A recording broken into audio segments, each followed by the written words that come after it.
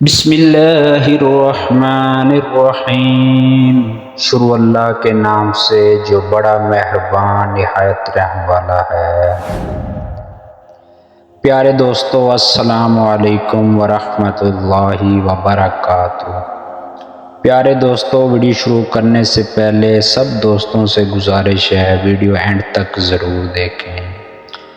آج کی ہماری ویڈیو حضرت علی کے بارے میں ہے۔ رزق تنگ کرنے والے اعمال حضرت علی رضی اللہ۔ ایک مرتبہ ایک شخص سیدنا علی مرتضیٰ رضی اللہ عنہ کے پاس آیا اور کہنے لگا، اے علی رضی اللہ تعالی عنہ، میں بہت مالدار تھا، پھر اچانک گھر سے رزق جانے لگ پڑا، چلتا پھرتا کاروبار بند ہونے کے قریب آ گیا ہے، مجھے کچھ سمجھ نہیں آ رہا کہ میں کیا کروں، جس کام میں ہاتھ ڈالتا ہوں وہ بند ہو جاتا ہے، اگر سونے کو بھی ہاتھ ڈالتا ہوں تو وہ مٹی بن جاتا ہے۔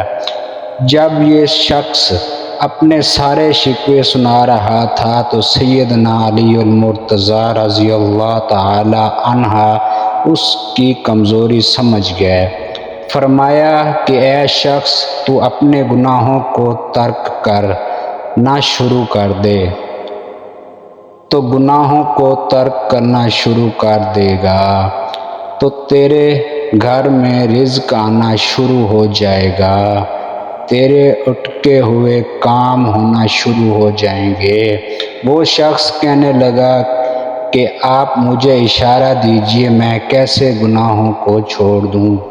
تو حضرت علی رضی اللہ تعالی عنہ فرمانے لگے کہ اگر تو نماز نہیں پڑھتا تو نماز پڑھنا شروع کر دے، اگر تو شراب پیتا ہے تو شراب چھوڑ دے، جو برائی تو جان بوجھ کر کرتا ہے وہ برائی تو چھوڑ دے، اگر کوئی جانے انجانے میں تجھ سے کوئی گناہ سرزد ہو جائے تو رات کو سونے سے قبل اللہ سے اپنے گناہوں کی معافی مانگ لیا کر، انشاءاللہ یہ کام تو کرے گا تو تیرے اٹکے ہوئے کام بھی ہونا شروع ہو جائیں گے۔